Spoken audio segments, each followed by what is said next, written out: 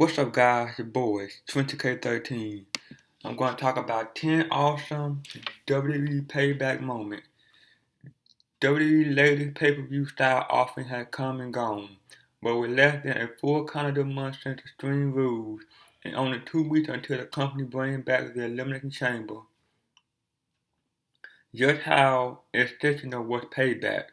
In reality, the card had more than an air of the old In Your House event and scream of being stopgap, but there was still much to enjoy.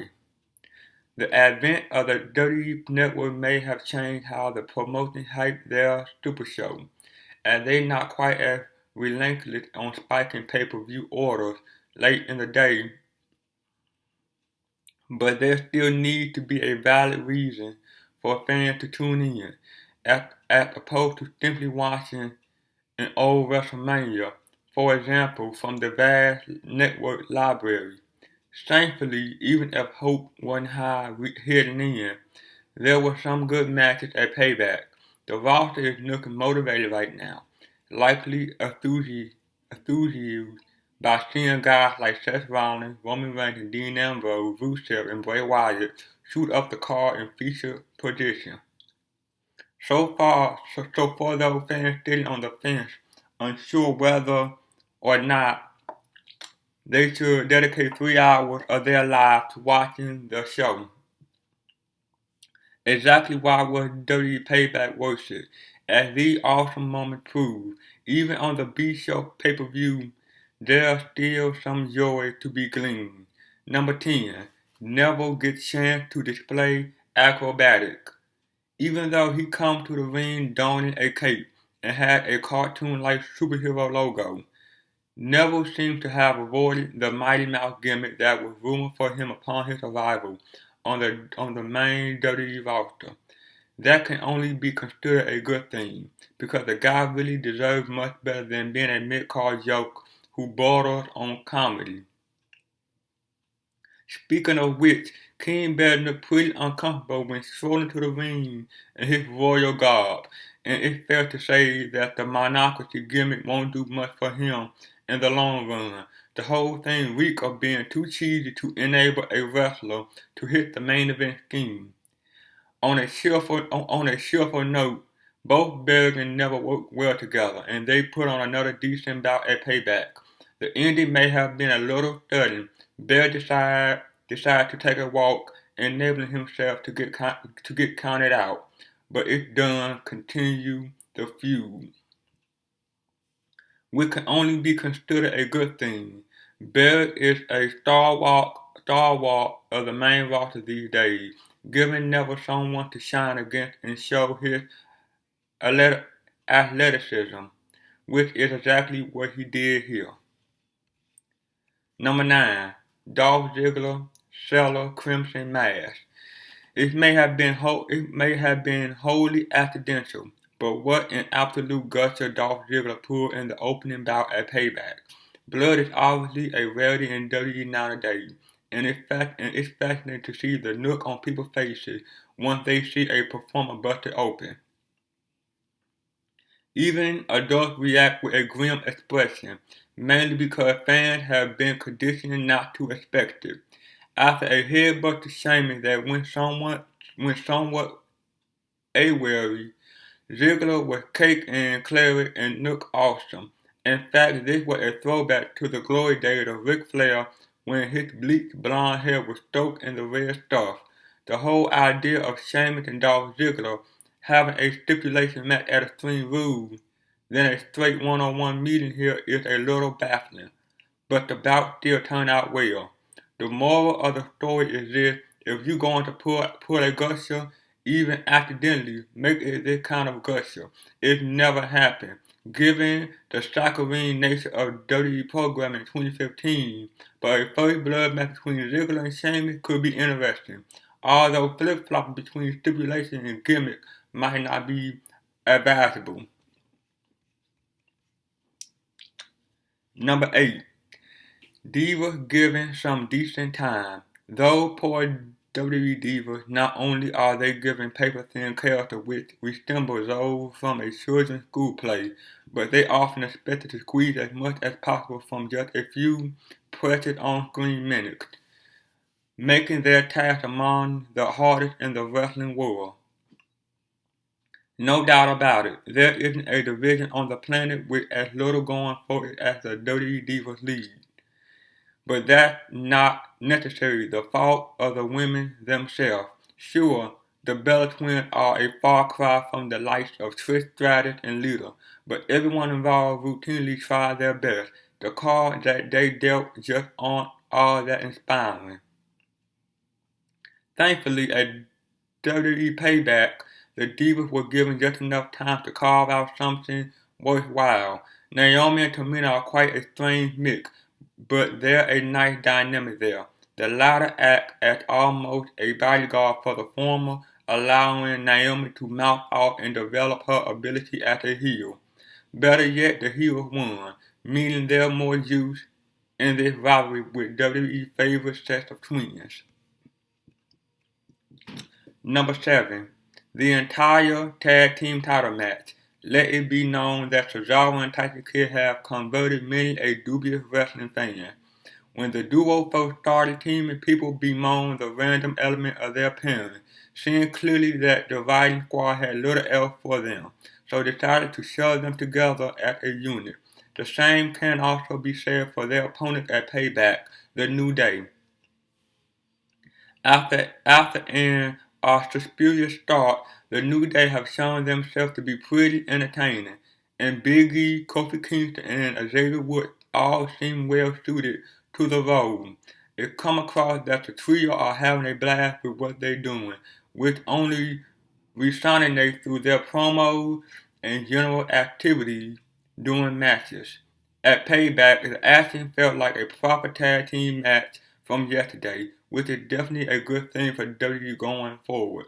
Of course, 2 out of 3 falls encounters usually do tie up at 1-1 before being settled, and that happened here. But it wasn't so much the outcome that mattered more than the actual content of the match, with Rock. Number 6. Wyatt Foley inspired move off entry. More so than ever, there's a definite air of Mick Foley's Mankind character surrounding Bray Wyatt.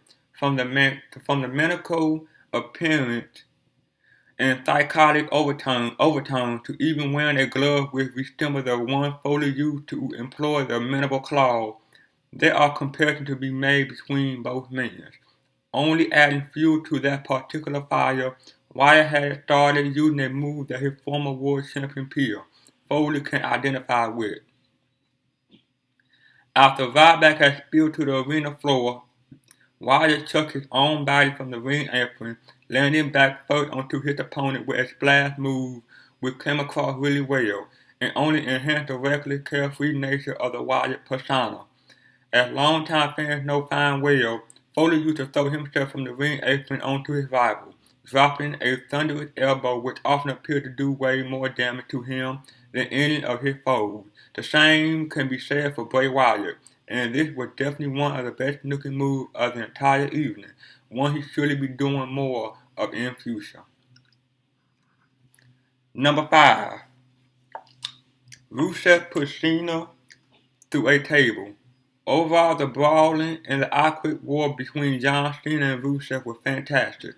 A lot of fans often rag on Cena, sometimes rightfully so, but when he in a situation against the right opponent which required him to brawl, he at his most potent as a performer. That was evident here once again, even if one box spot did threaten to derail the momentum both guys had been building, looking to put the United States champion through a table with an Alabama slam. Rusev didn't quite manage the stunt and both got seemed to pause briefly in horror as the wood collapsed and John landed tamely on top of it.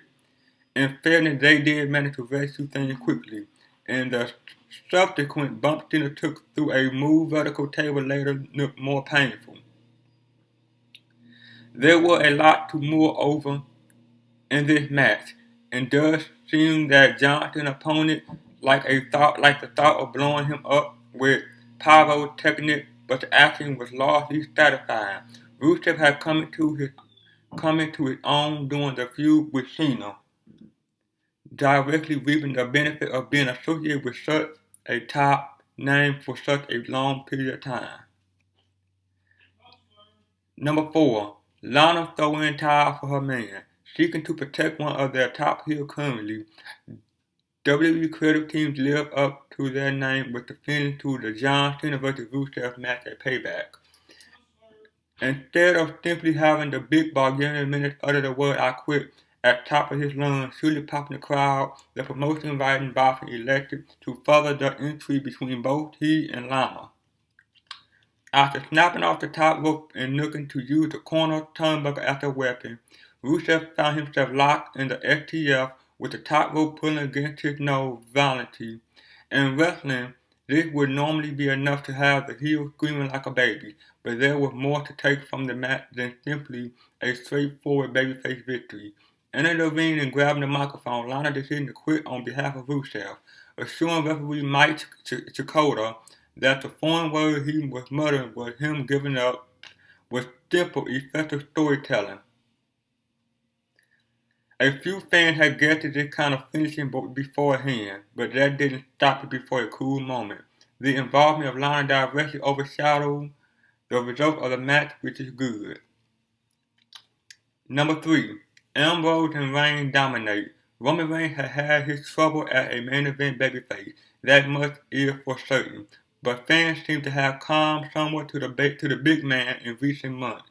A large part of this must be attributed to the fact that WWE had moved away from trying to make him John Cena light, a smiling, happy-go-lucky ass kicker. Instead, he's been shifted back into what is clearly a more suited role, a big enforcer who takes no prisoner. Yes, there was smiles when Reigns interacted with his old stablemate, Dean Ambrose, at Payback. But that's okay. They didn't take away from the serious tone of the match. Entrenched in a fatal four-way match for the WWE title, both men should have been serious, but both Ambrose and Reigns showed personality and abduction when they dominated the bout, wiping out everybody else who was involved. The former partner appeared to have a blast trading blows, as the red-hot crowd cheered and booed along with what they were witnessing. It was pretty awesome to see both Ambrose and Reigns thump came through the Spanish announce desk, then stand tall as the live audience went nuts. Number 2. Rollins hit the pedigree. Being real for a second, there wasn't ever really much chance that Seth Rollins wasn't going to leave Payback without the WWE title around his waist. The entire show screamed of being of lesser importance than others, just one stop on the WWE Payback pay-per-view calendar and not a particularly important one. Nonetheless, it did feel very satisfying when the superhero emerged victorious, not least because he used Triple H pedigree finishing move to pin Randy Orton. This was a nice touch, and one will make Rollins look every bit as cerebral as his mentor, the game once was during his full-time in-ring career. Better yet, Triple H himself came out from the back to congratulate his chosen champion, and it felt like another big step for Rollins toward making himself a permanent fixture in the main event scheme. By using the pedigree, Rollins added another move to his arsenal, and it'd be interesting to see if he take on the move full time. Number 1, the Shield hit triple powerbomb. If ever there was any doubt about the impact the Shield had during their run, it was washed away when the trio threatened to reunite at Payback. Sure, it may have been extremely brief and was in storyline at least nothing more than a ploy from Ambrose and Reigns to eliminate Randy Orton from the running, but it did send a shiver up the spine of many. One need only look to Twitter to see people losing their mind. One of the most popular things about the Shield was their epic triple powerbomb finisher, and the reaction was huge when Reigns, Ambrose, and Rollins teamed up one more time to plant Orton through the announce table. Both deaths would end up falling, but this was definitely the one with the biggest impact. Somewhere down the line, it's impossible to imagine that the Shield won't unite properly once more. This seemed to be little more than WWE testing the water somewhat, seeing what kind of response it would get. Management must be pleased with what they heard, and the triple team move made for the biggest cheer of the night. Well, that's it, guys. Like, comment, subscribe. See you guys on the next one. Peace.